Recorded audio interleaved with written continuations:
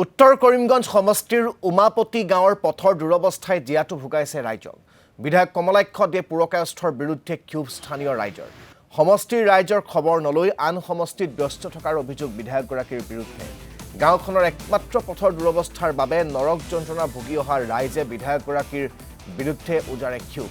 নিৰ্বাচনৰ সময়ত ৰাইজৰ সমস্যা সমাধানৰ প্ৰতিশ্ৰুতি দি ভোট অৰ্জন কৰিছিল যদিও সম্প্ৰতি নিজৰ সমষ্টিৰ কাটিগড়া সমষ্টিত বাহৰ পাতিছে বিধায়ক কমলাক্ষ দে পুৰকায়স্থই।